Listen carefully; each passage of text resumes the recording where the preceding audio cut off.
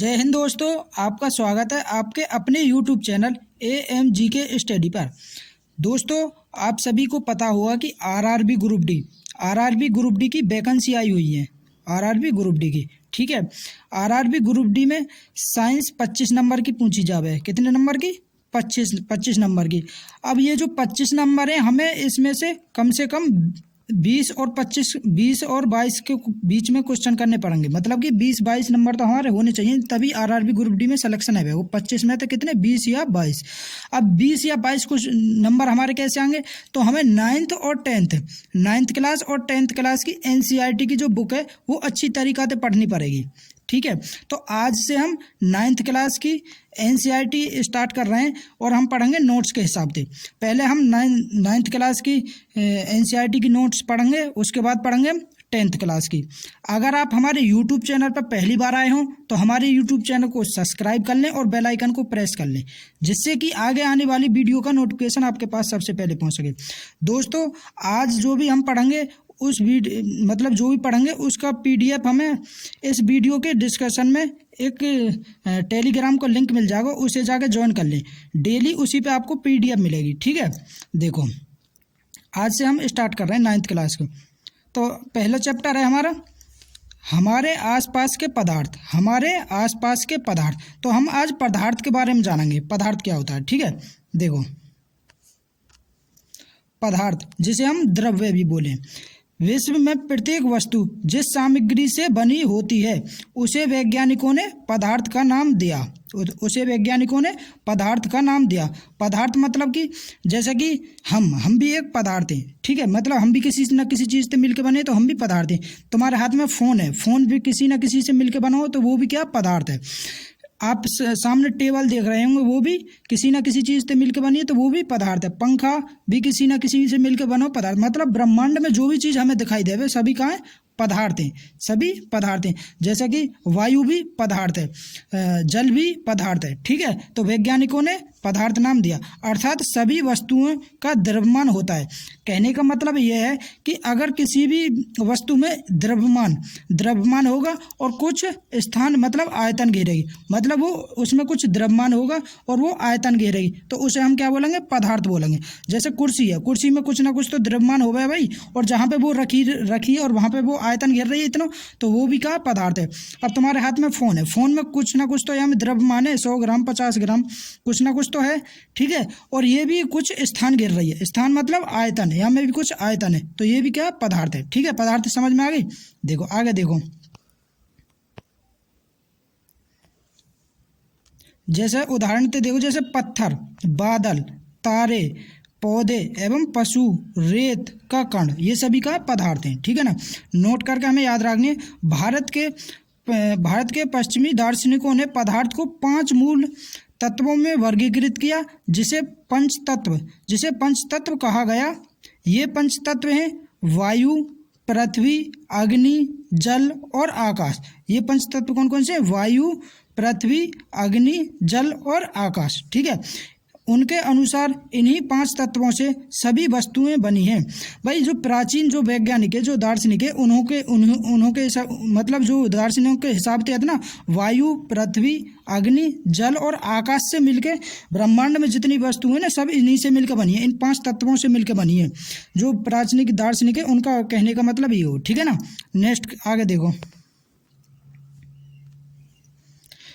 इन्हीं 5 तत्वों से वस्तुएं बनी हैं, चाहे वो सजीव हो या निर्जीव हो। मतलब वो चाहे सजीव हो या निर्जीव हो। सजीव मतलब जो सांस लेवे, जो चल फिर सकें, वो रहे सजीव।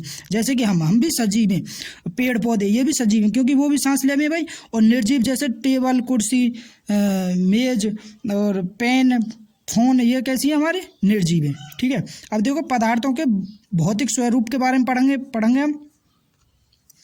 पदार्थों का भौतिक स्वरूप। पहला पॉइंट देखो, पदार्थ कणों से मिलकर बना होता है। पदार्थ किससे मिलकर बना होता है? कणों से मिलकर। पदार्थ किससे मिलकर बना होता है? मतलब छोटे छोटे कणों से मिलकर पदार्थ बना हुआ है, ठीक है ना। जैसे कि पदार्थ की प्रकृति के संबंध में 2 विचारधाराएं थी। कितनी विचारधाराएं, 2 विचारधारा प्रचलित थी। नंबर 1 पहली विचारधारा ये हमारी कि पदार्थ लकड़ी के टुकड़ों की तरह सतत होता है। पहली विचारधारा कौन सी? पदार्थ लकड़ी के टुकड़ों की तरह सतत होते हैं, ठीक है। और दूसरी विचारधारा ये हमारी पदार्थ रेत की तरह के कणों से मिलकर बने होते हैं। सभी पदार्थ कणों से मिलकर बने होते हैं। तो भाई हमारी पहली विचारधारा ही वो हमारी गलत हैगी, क्योंकि पदार्थ कणों से रेत के कणों से मिलकर बने होते हैं, ना कि टुकड़ों की तरह सतत होते हैं, ठीक है। तो पहली विचारधारा तो हमारी गलती, दूसरी विचारधारा हमारी सही। पदार्थ रेत के तरह के कणों से मिलकर बने होते हैं, सभी पदार्थ कणों से मिलकर बने होते हैं, ठीक है। तो दूसरी विचारधारा हमारी सही। नेक्स्ट देखो,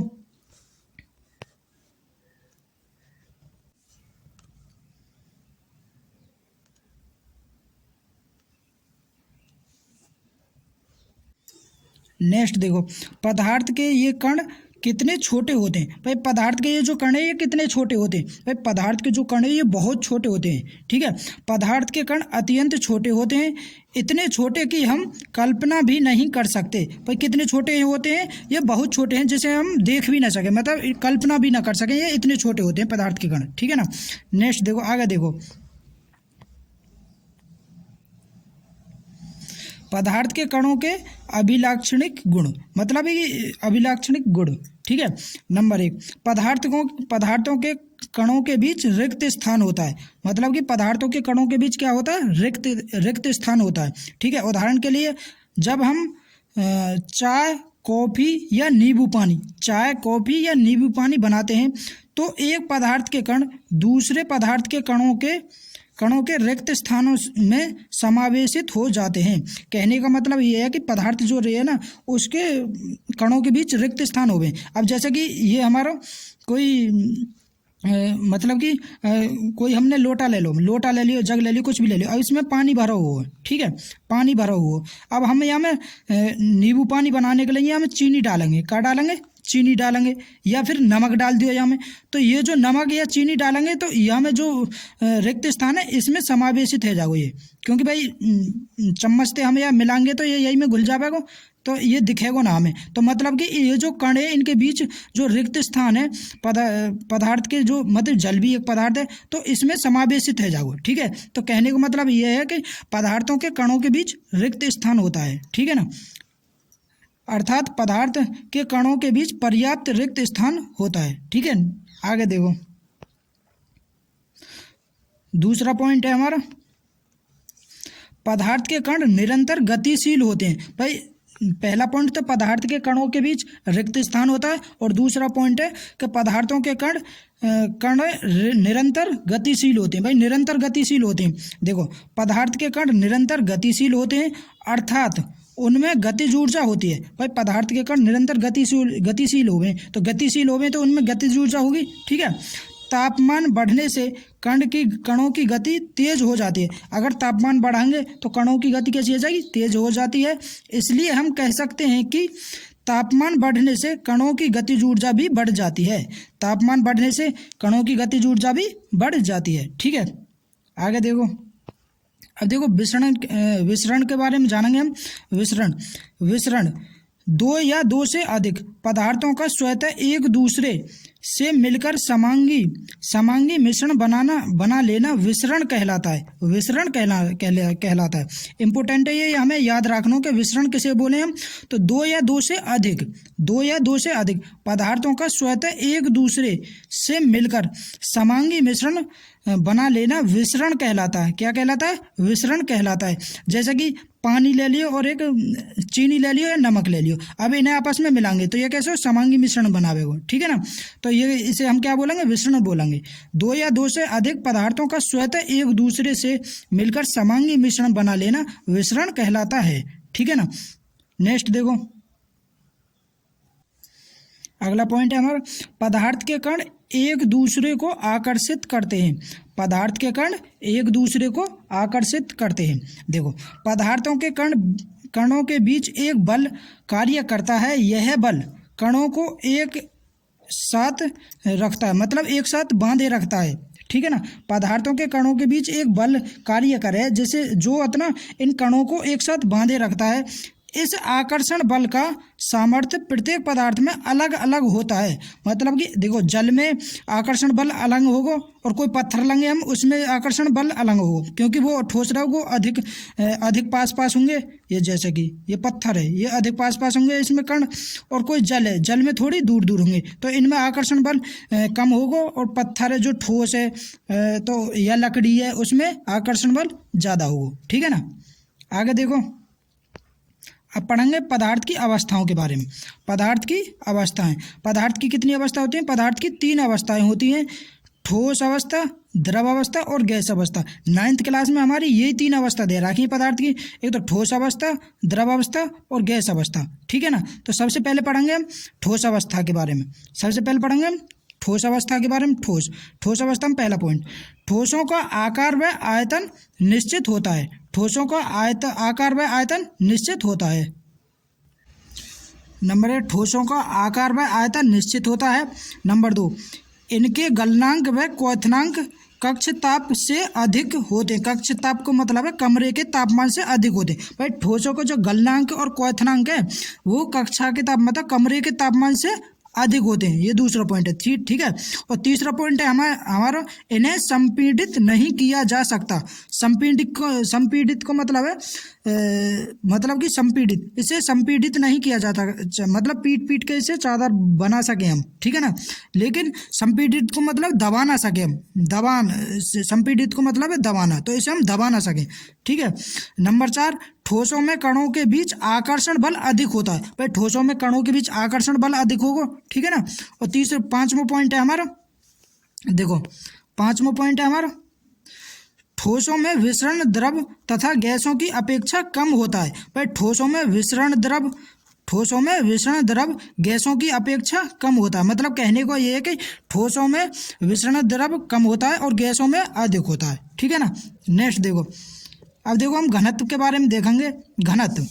घनत्व किसी वस्तु के इकाई आयतन के द्रव्यमान को घनत्व कहते हैं।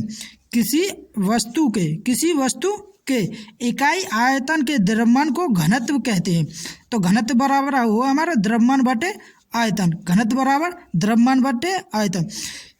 किसी वस्तु के इकाई आयतन, देखो याद कैसे रखने, नीचे हमारा आयतन है, तो किसी वस्तु के इकाई आयतन के द्रव्यमान को क्या बोले हम? घनत्व बोले। तो घनत्व बराबर हो द्रव्यमान बटे आयतन, द्रव्यमान बटे आयतन। ठीक है, इतनी बात हमें याद रखनी। नेक्स्ट देखो, पदार्थ की पहली अवस्था हमने पढ़ ली ठोस। अब पढ़ेंगे दूसरी अवस्था।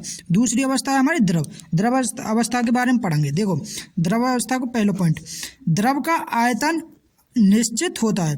भाई द्रव का आयतन निश्चित होगा। ठीक है, लेकिन आकार अनिश्चित होता है, और इसका आकार अनिश्चित होता है।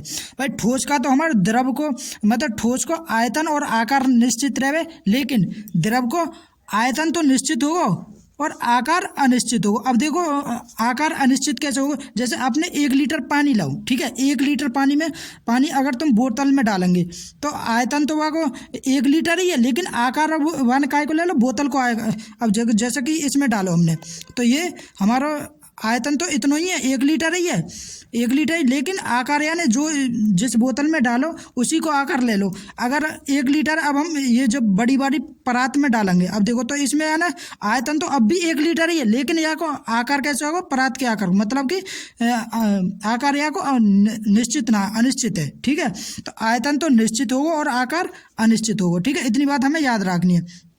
अगला पॉइंट देखो, नंबर 2, द्रव का गलनांक कक्षा के तापमान मतलब कक्ष ताप मतलब कमरे के तापमान से कम तथा क्वथनांक कमरे के तापमान से अधिक होता है। ये बात हमें याद रखनी है। नेक्स्ट देखो, इन्हें संपीड़ित नहीं किया जा सकता। इसे संपीड़ित नहीं किया जा सकता, द्रव को भी संपीड़ित नहीं किया जा सकता। नंबर 4, कणों के बीच आकर्षण बल ठोसों से कम होता है। भाई द्रव के जो बीच है, कणों के बीच आकर्षण बल ठोस में अधिक रहेगा और द्रव में कम रहेगा। ठीक है ना। नंबर 5, विसरण तीव्र होता है। इसमें विसरण कैसा होता है? तीव्र होता है। ठीक है, ठोस के बारे में पढ़ ली हमने, गैस के बारे में पढ़ ली। अब पढ़ेंगे हम ठोस के बारे में, द्रव के बारे में, अब पढ़ेंगे हम गैस के बारे में। ठीक है, नेक्स्ट देखो, अगला पॉइंट है हमारा गैस का पहला पॉइंट, गैसों का आयतन तथा आकार निश्चित नहीं होता, मतलब कि अनिश्चित होता है। गैसों का ना तो आयतन निश्चित होता या ना आकार निश्चित होता, ठीक है ना। गैसें जिस बर्तन में रखी जाती है उसी का आयतन व आकार ग्रहण कर लेती है। भाई जिस भी बर्तन में रखेंगे उसी को आकार और आयतन ग्रहण कर ले कौन, गैस, ठीक है। दूसरा पॉइंट है इसको, इनके गलनांक व क्वथनांक कक्षा के तापमान मतलब कमरे के तापमान से अधिक होते हैं, कमरे के तापमान से अधिक होते हैं।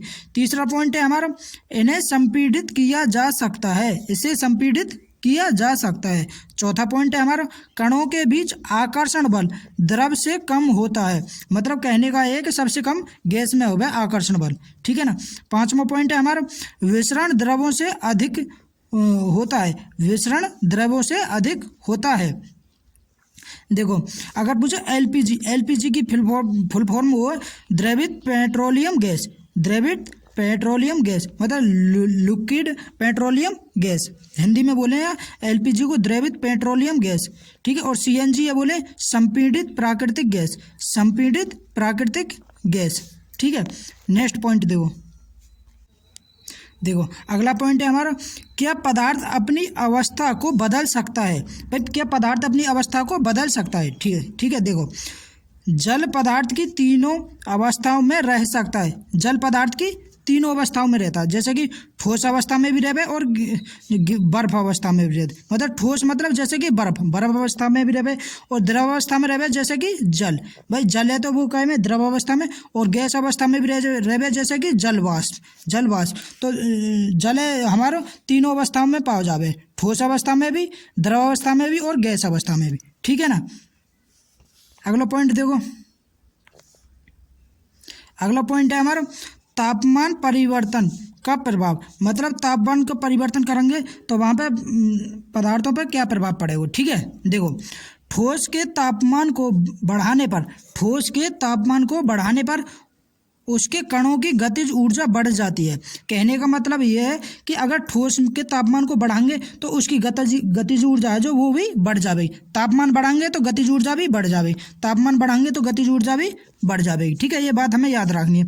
गतिज ऊर्जा में वृद्धि होने के कारण कण अधिक तेजी से कंपन करते हैं, अधिक तेजी से कंपन करने लगते हैं। ऊष्मा के द्वारा प्रदत्त की गई ऊर्जा कणों के बीच के आकर्षण बल को पार कर लेती है, इस कारण अपने नियत स्थान को छोड़कर अधिक स्वतंत्र होकर गति करने लगती है, मतलब कि अपने नियत स्थान छोड़कर अधिक तेजी से गति करने लगे वो, ठीक है ना। एक ऐसी अवस्था होती है जब ठोस पिघलकर द्रव में परिवर्तित हो जाता है। भाई ठोस पिघलकर किस में परिवर्तित हो जाए, द्रव में परिवर्तित हो जाए, अगर वहाँ को तापमान हम बढ़ा देंगे, ठीक है, तापमान बढ़ाने से।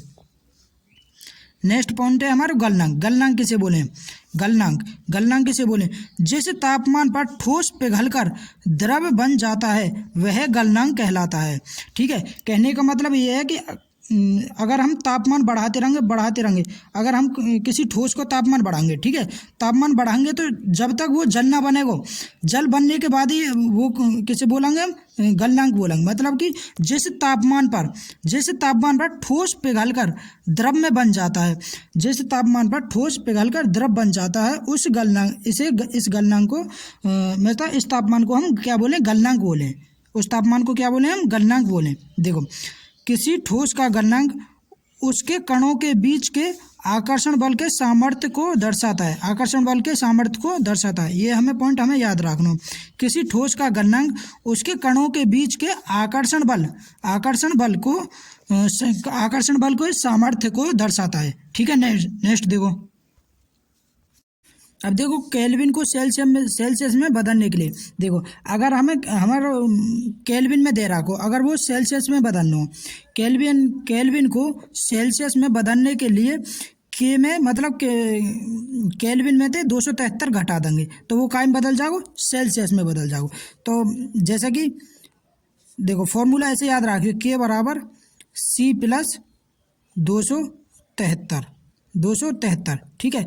अगर केल्विन में अगर सेल्सियस में दे रहा हो तो केल्विन में बदलवाना हो तो उस मान में 273 जोड़ देंगे, ठीक है। जैसे कि 25 है, 25 डिग्री केल्विन है, या सेल्सियस में बदलो तो इसमें 200 मतलब सेल्सियस में, अगर सेल्सियस में दे रहा को केल्विन में बदलना हो तो 273 जोड़ देंगे हमें।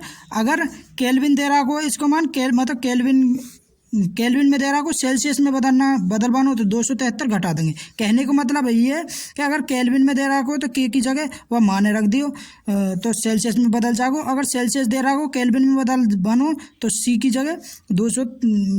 जगह वह माने रख दियो, ठीक है ना। जो भी दे रहा को तो वो काय में बदल जाओ, केल्विन में बदल जाओ। सेल्सियस को केल्विन में बदलने के लिए सी प्लस 273, तो अगर हम इधर लेकर आएंगे 273 तो माइनस को हो जाएगा ना, तो सेल्सियस को माना जाएगा, ठीक है ना। नेक्स्ट देखो, ये देखो हमें याद कैसे रखना। देखो याद हम ऐसे रखेंगे कि 273 घटाना हो या जोड़ना हो। देखो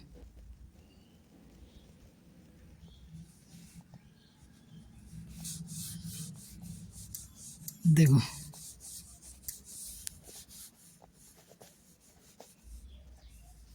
जैसे कि अंग्रेजी वर्णमाला में ये बताओ सी पहले आवे या के पहले आवे, सी या के, सी पहले आवे या के आवे।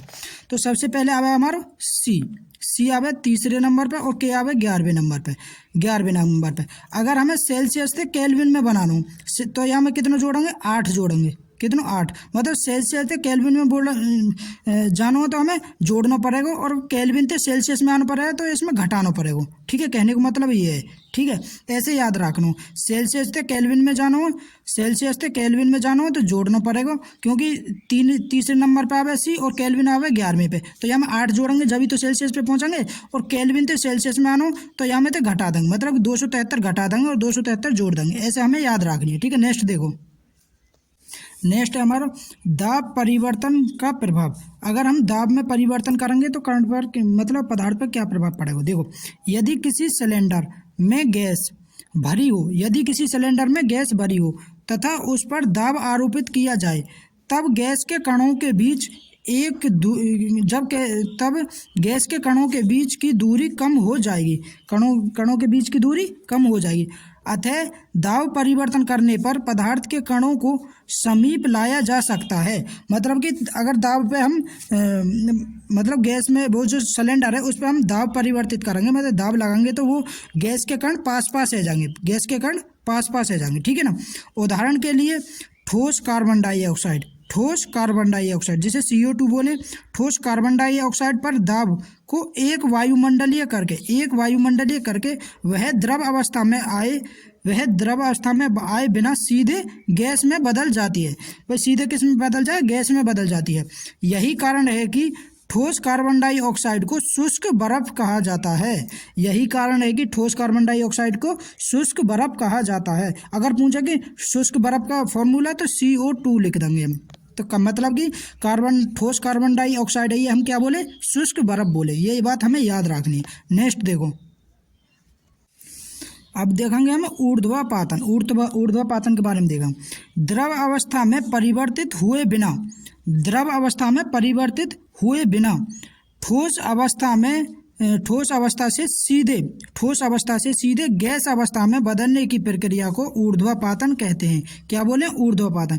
मतलब कि द्रव अवस्था में परिवर्तित, मतलब द्रव में ना परिवर्तित ना है कि सीधे गैस अवस्था में परिवर्तित हो जाए तो उसे क्या बोले, हम ऊर्ध्वापातन बोले। यह को एक अच्छा उदाहरण है कपूर किसमें, ठोस में अगर यह हम जलाएंगे तो ये काय में परिवर्तित हो जाएगा, गैस में, सीधे काय में, गैस में। तो द्रव अवस्था में परिवर्तित हुए बिना ठोस अवस्था से सीधे काय में, गैस में अवस्था में बदलने की प्रक्रिया को ऊर्ध्वापातन कहते हैं, ठीक है। अब देखो दूसरा पॉइंट है हमारा वाष्पीकरण क्या किसे बोले हम, क्वथनांक से कम तापमान पर द्रव के वाष्प में बदलने की प्रक्रिया को वाष्पीकरण कहते हैं। क्या बोले हम, वाष्पीकरण कहते हैं। वाष्पीकरण मतलब क्वथनांक से कम तापमान पर द्रव के वाष्प में बदलने की प्रक्रिया को वाष्पीकरण कहते हैं। क्या बोले, वाष्पीकरण कहते हैं। नेक्स्ट देखो, अगला पॉइंट है हमारा वाष्पीकरण को प्रभावित करने वाले कारक कौन कौन से हैं। देखो, वाष्पीकरण को प्रभावित करने वाले कारक हैं तापमान वृद्धि से वाष्पन की दर अधिक होती है। मतलब कि हम तापमान अधिक करेंगे तो वाष्पन की दर भी अधिक होगी, ठीक है, अधिक होती है।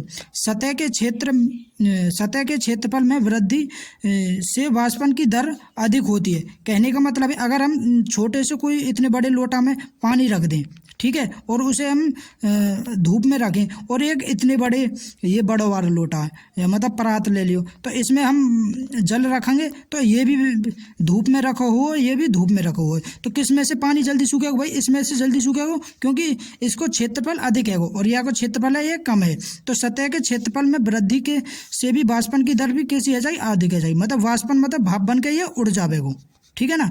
तो सतह अधिक है तो वाष्पन की दर भी अधिक होगी, और सतह को क्षेत्रफल कम होगा तो वाष्पन की दर भी कम होगी। इतनी बात हमें याद रखनी। नेक्स्ट देखो, आर्द्रता में कमी से वाष्पन की दर बढ़ती है। मतलब आर्द्रता में अगर कमी होगी तो वाष्पन की दर बढ़ेगी, और आर्द्रता अगर अधिक होगी तो वाष्पन की दर कम होगी, ठीक है। तथा आर्द्रता अधिक होने के कारण वाष्पन की दर कम होती है। इतनी बात हमें याद रखनी है। नेक्स्ट देखो अगला पॉइंट है हमारा, वाष्पीकरण के कारण शीतलता कैसे होती है। मतलब वाष्पीकरण के कारण हमें शीतलता कैसे महसूस होगी, ठीक है। देखो, वाष्पीकरण के दौरान जो ऊर्जा कम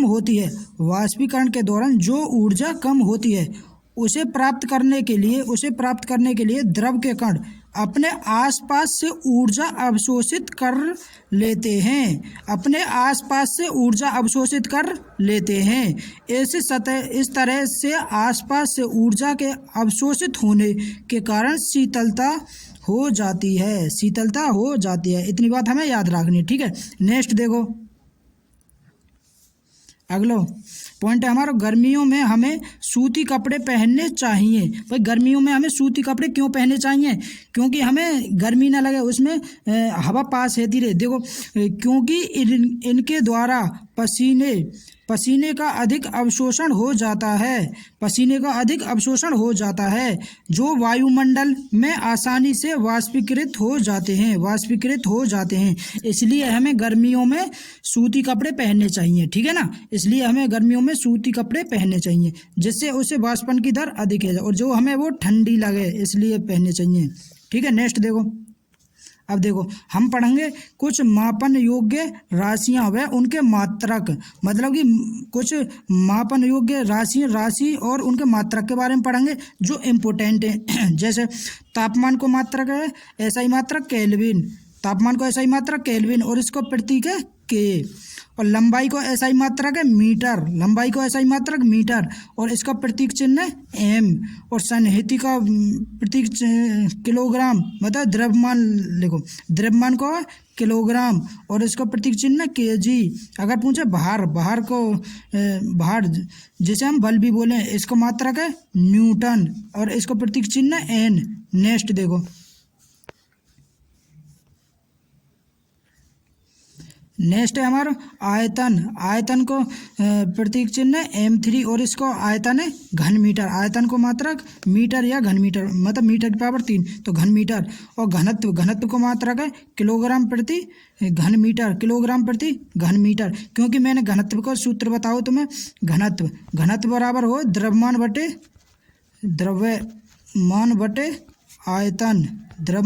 आयतन। अब देखो, द्रव्यमान को मात्रक किलोग्राम और आयतन को मात्रक मीटर की 3, तो किलोग्राम प्रति घन मीटर, ठीक है। ऐसे सूत्र याद होगा तो वो तो जो इनके मात्रक हैं वो तो बना सकें तुम खुद ही, ठीक है। तो किलोग्राम प्रति मीटर की 3, और दाब को मात्रक पास्कल, जिसे पीए बोलें।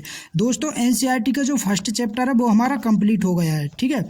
दोस्तों, अगर वीडियो पसंद आई हो तो वीडियो को लाइक शेयर और कमेंट ज़रूर करें, और पर डे हम एक चैप्टर एक वीडियो में ख़त्म कर देंगे। अगर आपको ये जो हमने पढ़ा हो इसकी PDF चाहिए तो हमारे वीडियो के डिस्क्रिप्शन में टेलीग्राम को लिंक मिल जाएगा, उस टेलीग्राम को ज्वाइन कर लें, आपको PDF मिल जाएगी, ठीक है।